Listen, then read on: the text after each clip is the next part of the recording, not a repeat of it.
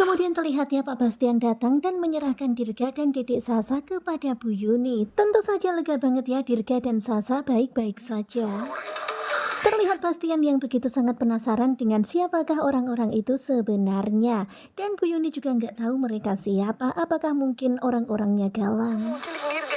Kemudian Bu Yuni pun bercerita kalau mereka mau menculik Dedek Dirga dan juga Dedek Sasa.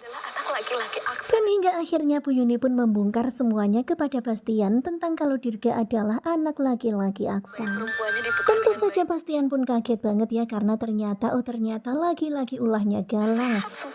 Bu Yuni juga menceritakan kalau bayi mereka itu kembar dan semuanya sempurna. Tentu saja Bastian pun jadi semakin kaget dengan kenyataan ini. Jelaskan semuanya. Kemudian Bastian pun meminta Bu Yuni untuk menjelaskan semuanya, menceritakan semuanya. Bu Yuni pun akhirnya ngajak Pak Bastian untuk duduk di taman dan Bu Yuni pun bercerita. Indikasi gangguan kejiwaan. Kemudian kembali ke pengadilan, ternyata Galang ada indikasi gangguan kejiwaan. Waduh, gawat banget ini. Strategi mereka. Tetapi tentu saja Damar nggak semudah itu percaya. Damar mengatakan kalau ini bisa aja adalah strategi mereka. Akan dipertimbangkan. Kemudian hakim pun mengatakan kalau mereka akan mempertimbangkan apa yang tadi Damar bilang dan kemudian sidang ditutup. Dan begitulah Amira Aksa rasanya kecewa sekali ya karena ternyata ada indikasi kalau Galang itu kena mental gangguan jiwa. Dia bebas. Dan Amira pun jadi cemas karena bisa aja Galang bebas. Waduh, gawat. Rumah sakit jiwa.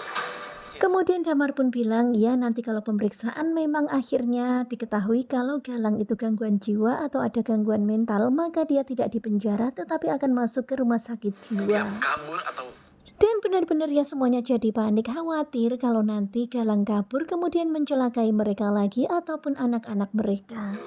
tidak akan dipidana. Dan itulah sekarang ini yang benar-benar dikhawatirkan Aksa dan juga Amira. Akan melakukan pemeriksaan. Dan sekarang ini yang akan dilakukan adalah pemeriksaan untuk Galang. Apakah nanti hasil akhirnya? Kamu kan punya anak buah. Kemudian Lian pun meminta Zaki untuk menyelidiki siapa yang sebenarnya menteror mereka. Sebenarnya siapa kaki tangan Galang. Temukan mereka secepatnya. Kemudian Lian pun juga meminta Adam untuk membantu Zaki. Temukan mereka secepatnya.